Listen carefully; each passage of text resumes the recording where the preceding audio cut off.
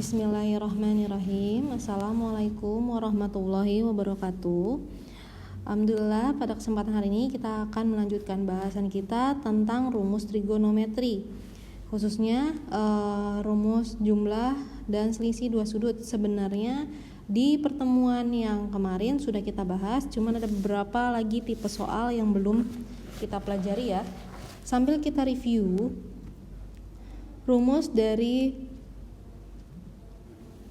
rumus jumlah dan selisih dua sudut itu pastinya terdapat tiga ya, ada rumus sin, ada rumus cos, dan ada rumus tangen.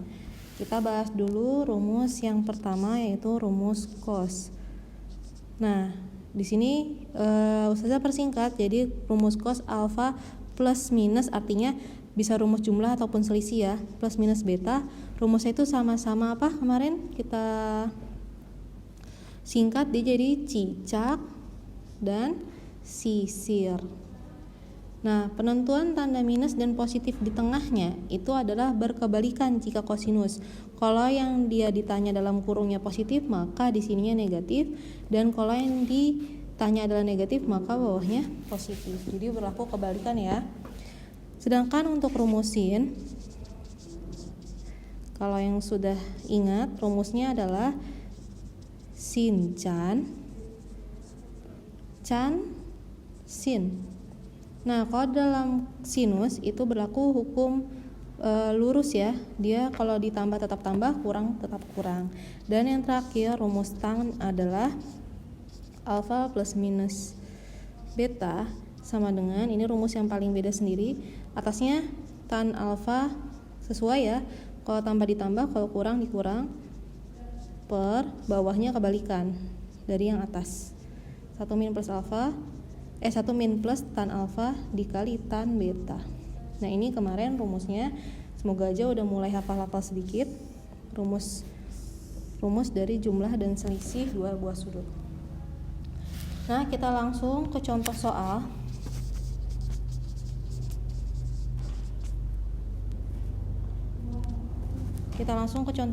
Misalkan di sini kita punya tentukan nilai dari cos 64 dikali cos 26 dikurang sin 64 dikali sin 26 sama dengan titik-titik. Nah, kita lihat cos 64 dikali cos 26, sin 64 dikali sin 26. Ini rumus dari yang pertama, cos sin. Kita tinggal mengubah mereka menjadi bentuk yang sebelah kirinya, yaitu cos. Berarti kan di sini ini alfa, ini beta, ini alfa, ini beta, ya kan? Alfanya 64, betanya 26. Nah, ingat dalam cos berlaku hukum kebalikan. Kalau di sini negatif, berarti di sininya positif. Langsung deh, cos 64 tambah 26 berapa? Cos 4 tambah 6, 10, simpan 1, 7 tambah 2, 90. Cos 90 derajat. Berapa kok cos 90 derajat? 0. Paham ya?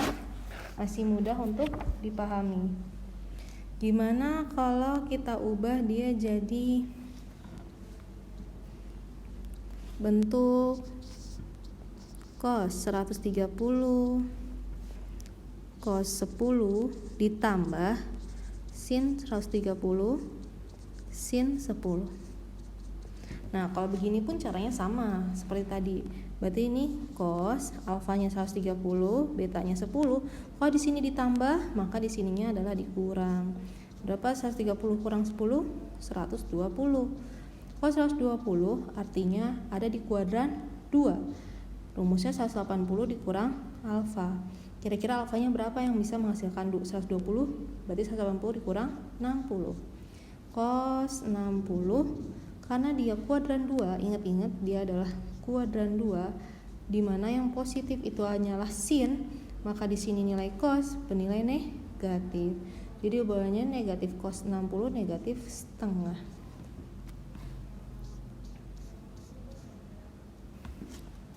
Gitu, semoga masih mudah dipahami. Sekarang kita pindah ke contoh soal yang bentuknya seperti ini. Misalkan diketahui sin alfa sama dengan 3/5. Terus cos beta 5/13. Dengan alfa dan beta dia adalah sudut lancip. Tentukan nilai cos alfa ditambah beta. Nah, untuk soal-soal seperti ini, kita sama-sama tahu rumus cos alfa tambah beta adalah cos alfa cos beta dikurang sin alfa kali sin beta. Sementara di sini komponen-komponen yang kita perlukan itu masih belum lengkap sepenuhnya. Kita tulis lagi ya, cos alfa tambah beta itu kita perlu cos alfa kali cos beta dikurang sin alfa dikali sin beta. Nah, di sini yang sudah diketahui itu baru sin alfa sama cos beta. Berarti kita belum tahu nilai dari sin beta sama cos alfa. Gimana cara kita nyari taunya? Yaitu dengan menggunakan bantuan perbandingan trigonometri pada segitiga siku. Kita gambar segitiganya. Yang pertama, misal di sini alfanya sin alfa katanya 3/5. Ingat sin itu rumusnya depan per miring. Depan dari alfa di sini 3, miringnya di sini 5. Otomatis triple Pitagoras ya. 3, 5, 4. Atau 4 itu dihasilkan dari 5 kuadrat dikurang 9. Akar 16. 4 ya. Nah, berarti kalau kita tahu sin alfa, kan kita butuh cos alfa. Maka kita tahu cos alfanya sama dengan rumusnya sa per mi, yaitu sa-nya adalah 4, mi-nya 5. Ini kan sa, ya kan? Samping alfa. Ini mi, miringnya alfa. Lanjut, terus kita gambar segitiga yang kedua, yaitu beta dengan cos beta sama dengan 5/13. Berarti cos itu kan rumusnya adalah sami. Sa-nya samping sudutnya 5 dan mi-nya 13. Berarti kalau misalkan ditanya sin beta, rumusnya adalah demi.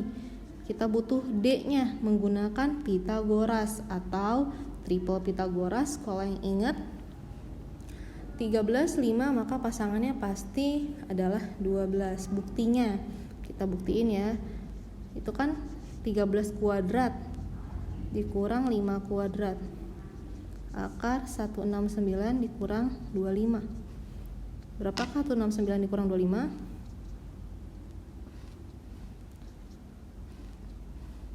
Sama dengan akar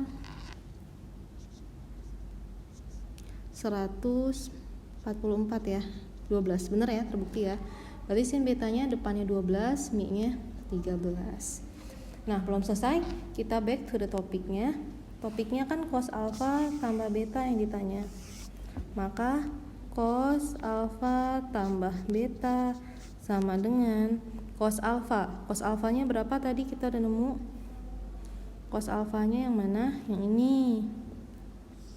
4/5 dikali cos beta. Cos beta yang kita tadi udah ada diketahui di soal 5/13 dikurang sin alfa. Sin alfanya kita tahu 3/5 dan sin beta. Sin betanya tadi 12/13. Tinggal kita hitung deh. Nah, 4 kali 5 20, 13 kali 5 65 dikurang 12 kali 3 36/65. 20 kurang 36 minus 16/65. Semoga dipahami ya. Nah, terus fungsinya dari kata-kata yang ini, kalian harus fokus dengan kata-kata ini dengan alfa dan beta sudut lancip. Kalau misalkan sudut lancip, kita tidak perlu terlalu memperhatikan ya, karena dalam sudut lancip itu kan antara 0 sampai 90 derajat, maka semua nilai itu positif. Kecuali nanti dia bilang misalkan alfanya sudut tumpul, berarti kan dia kuadran 2, nanti nilai cosnya negatif kayak gitu. Jadi mengikuti semua keterangan yang ada di soal. Terus coba sekarang kita next lagi ya. Boleh dicatatnya sambil di pause nanti.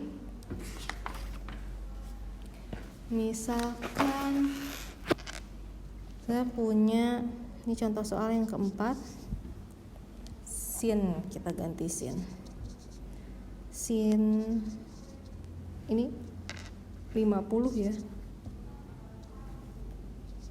sin 50 cos 35 dikurang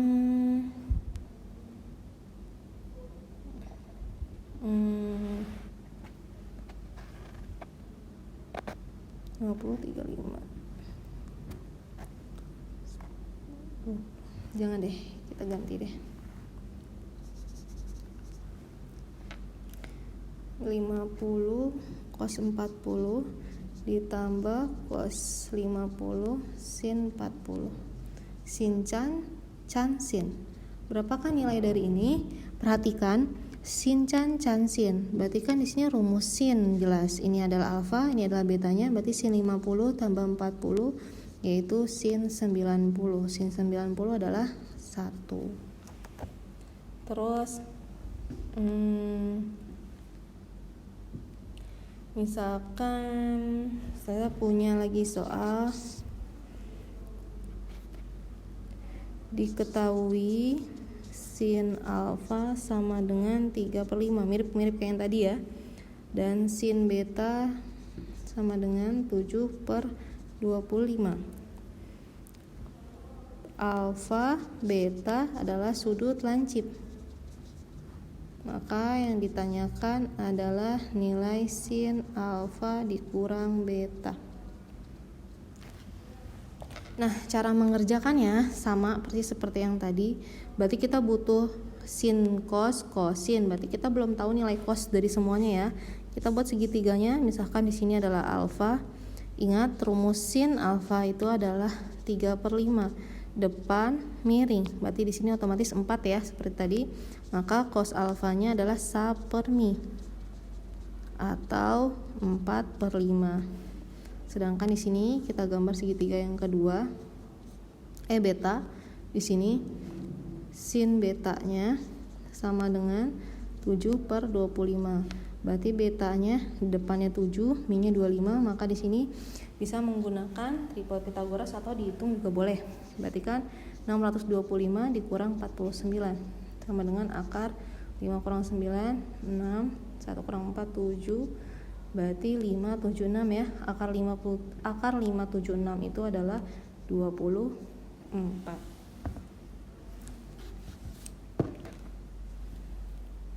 Bisa kita lanjut. Kalau misalkan nyampe sini, tinggal kita ubah kayak tadi ya. Berarti kan cos beta yang ditanya. Cos beta itu kan 1/mi, sa-nya itu adalah 24, mi-nya itu 25. Udah deh, kita lanjut.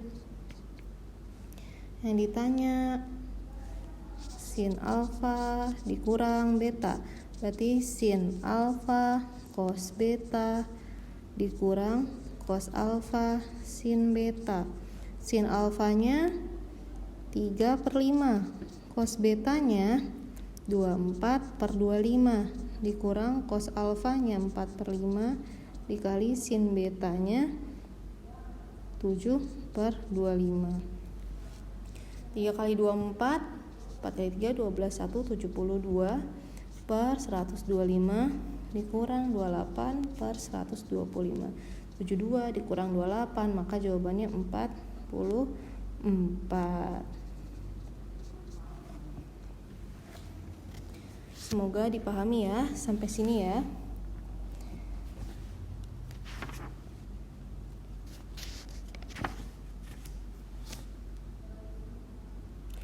Kalau sudah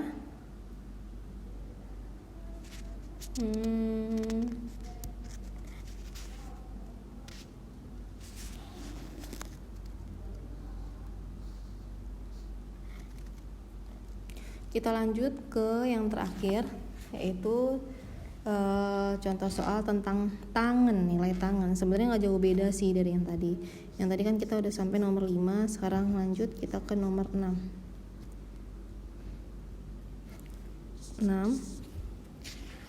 Misalkan tan alfa sama dengan berapa ya?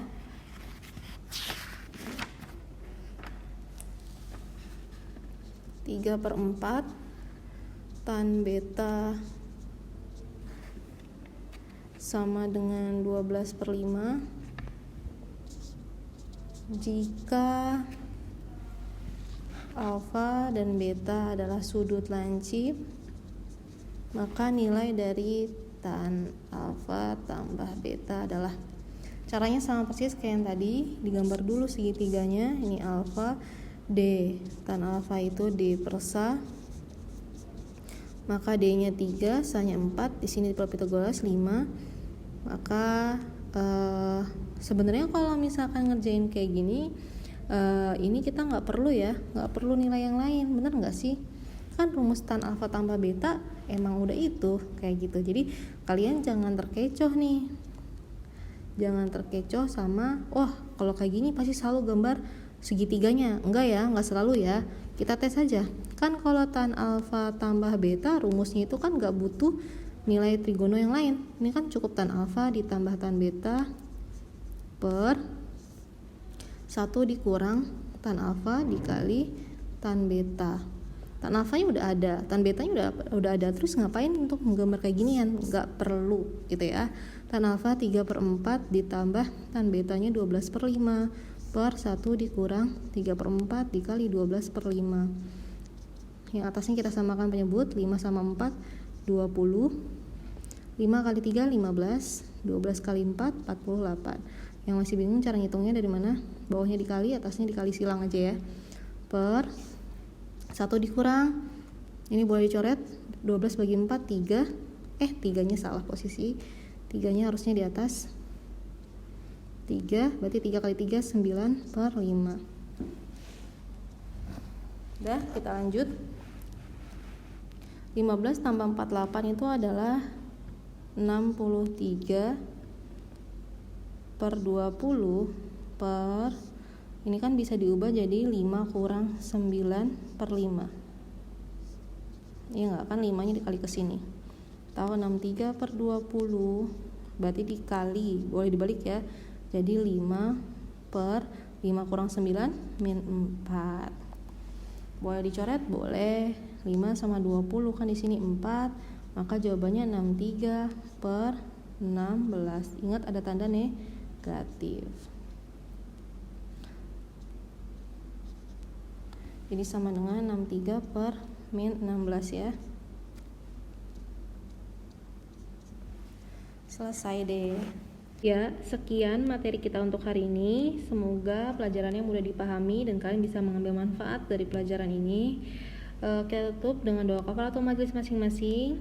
Ustazah, bila terjadi kesalahan mohon dimaafkan, baik yang disengaja maupun tidak disengaja. Wassalamualaikum warahmatullahi wabarakatuh.